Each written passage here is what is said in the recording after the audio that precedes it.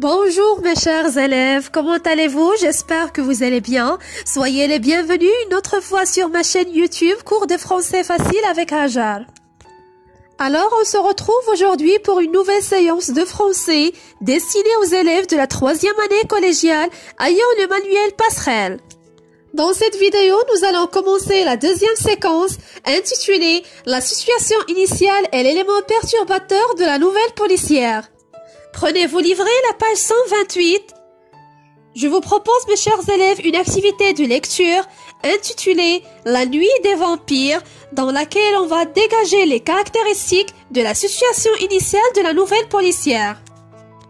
Comme rappel, la situation initiale, c'est le début de l'histoire dans laquelle le narrateur présente les personnages, le temps et le lieu.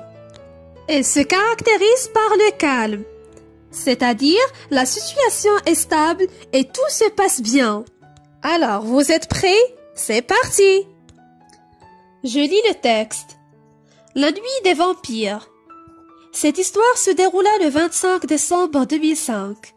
La nuit venait de tomber sur Cambry, un petit village du département du Finistère, dans la région Bretagne en France qui faisait historiquement partie du pays bigoudin. Alfred revenait de l'hôpital de Cornouailles. Il conduisait prudemment sa voiture à proximité du cimetière à cause du brouillard gris qui traînait encore sur le sol. Il n'était pas seul. Un étranger était assis à ses côtés, un homme d'une silhouette vague qui faisait sans doute de l'autostop cette nuit-là et qui avait suscité la compassion du chirurgien. En effet, Alfred était ce genre d'homme très généreux, altruiste et serviable de nature. Il était un peu maigre, d'une taille élancée. Ses cheveux blonds et ses yeux vifs qui brillaient d'intelligence trahissaient son âge. Personne n'aurait deviné, avec son manteau de toile gris clair, qu'il approchait la quarantaine. Dans son travail, ses collègues appréciaient beaucoup son sérieux, sa sagesse et son froid, mais cette nuit-là, il se sentait énervé comme s'il avait l'impression que quelque chose de mal va lui arriver. Inquiet, il demanda à son compagnon, « Dis-moi, cette nuit est sombre, on ne voit pas la route et cela me donne la chair de poule. Pas toi? » « Non, moi j'aime les nuits brimeuses, là où on pourrait croire que quelque chose peut nous arriver à tout instant. » Le lendemain, le téléphone sonna dans le commissariat. L'inspecteur Justin décrocha, c'était l'agent Gary. La référence de ce texte, c'est d'après Johann Eltsch, La nuit des vampires, une nouvelle policière du Bigoudin. J'enrichis mon lexique. Avoir la chair de poule signifie éprouver une sensation sous l'effet du froid, d'une peur ou d'un dégoût. Les poils des bras se hérissent. Le deuxième terme, brume, entre parenthèses nuage, il s'agit d'une vapeur d'eau au niveau du sol qui limite la visibilité. On passe maintenant aux questions de compréhension. La première question complète le nom de l'auteur, le titre de la nouvelle, la source. Nous allons répondre à cette question à partir de la référence du texte. Alors le nom de l'auteur, c'est Johann Eltsch. Le titre de la nouvelle, La nuit des vampires. La source, il s'agit d'un extrait tiré de la nouvelle La nuit des vampires, une nouvelle policière du Bigoudin. La deuxième question, associe la lettre à l'image convenable ci-dessus. Observez attentivement les trois images et associez chaque lettre à l'image convenable. A. Sur une route brumeuse. B. Situation géographique de Cambry. C. Village de Cambry. Alors la première image représente une situation géographique de Cambry. La deuxième image, c'est le village de Cambry. Et finalement la troisième image, sur une route brumeuse.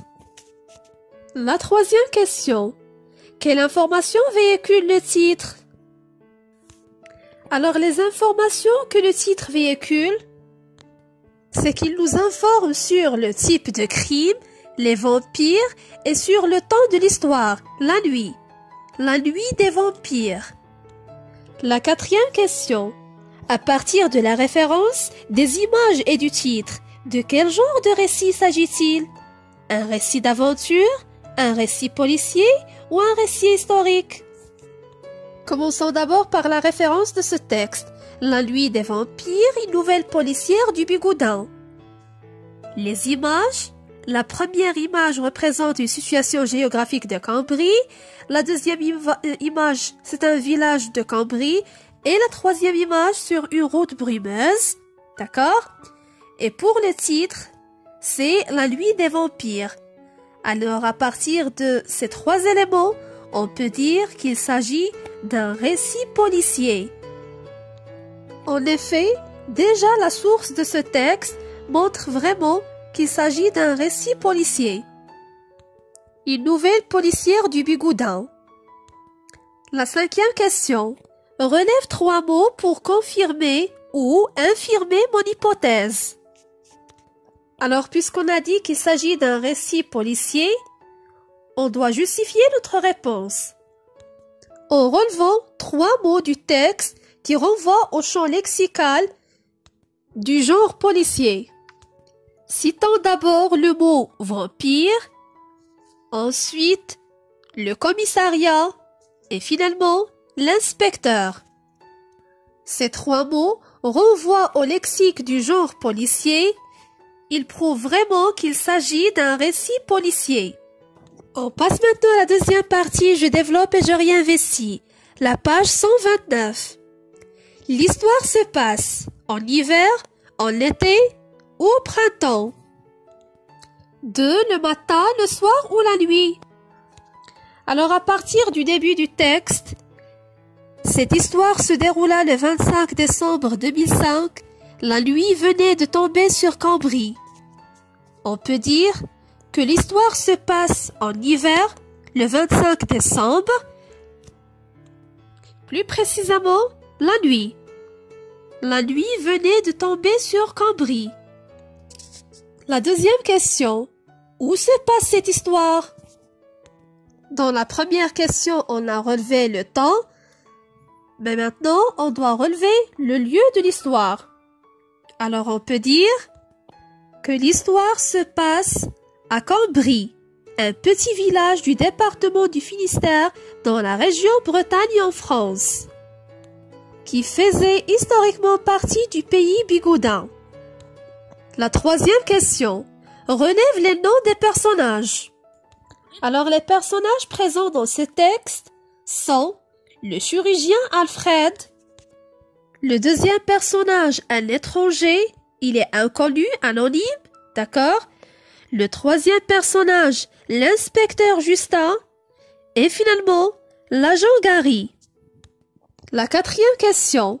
À partir du texte, complète le portrait d'Alfred. Portrait physique, portrait psychologique ou moral, la tenue vestimentaire. Prenez avec moi le troisième paragraphe dans le texte pour compléter ensemble le portrait d'Alfred. Commençons d'abord par le portrait physique. Il était un peu maigre, d'une taille élancée, ses cheveux blancs et ses yeux vifs. La deuxième colonne, portrait psychologique. Alfred était ce genre d'homme très généreux, altruiste et serviable de nature. Ajoutons à cela que Alfred est sérieux, ses collègues appréciaient beaucoup son sérieux, il est aussi sage. Il garde toujours le sang-froid. La troisième colonne, la tenue vestimentaire.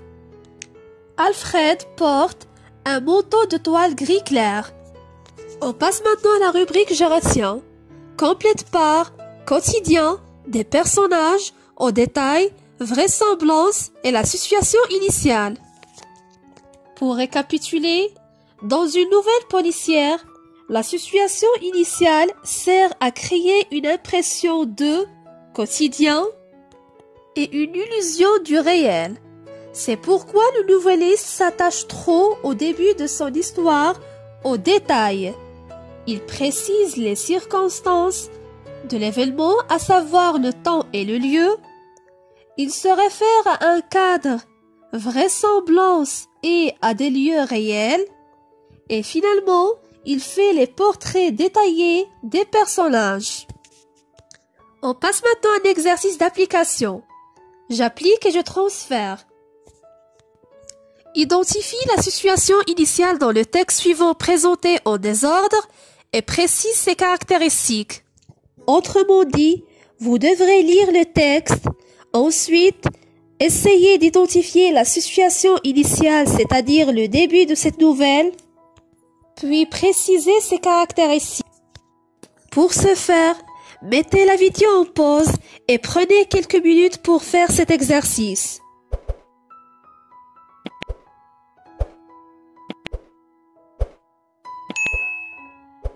Allez-y, on passe à la correction. Je vais vous lire d'abord les 4 paragraphes. A. Soudain, un jeune garçon au corps athlétique apparut. Il portait sur le dos un homme d'un certain âge dont le cou saignait à gros bouillons. Il le déposa par terre et cria « À l'aide !» Les villageois accoururent, mais c'était trop tard. Le blessé était mort. On envoya quelqu'un avertir les gendarmes. B. Les habitants de Bnissalh vaquaient paisiblement à leur occupation habituelle, partagée entre les travaux dans les champs et l'élevage du bétail. Le soleil cognait très fort, la cour du village était vide, un silence lourd et monotone enveloppait les lieux. C. Les gendarmes vérifièrent les faits. L'opération de ratissage qu'ils organisèrent dans les parages permit d'arrêter les suspects qui finirent par avouer leurs méfaits. D. Les gendarmes interrogèrent longuement le jeune garçon. Il leur confia que des brigands avaient intercepté la victime dans un bois et lui avaient ordonné de leur permettre ses économies.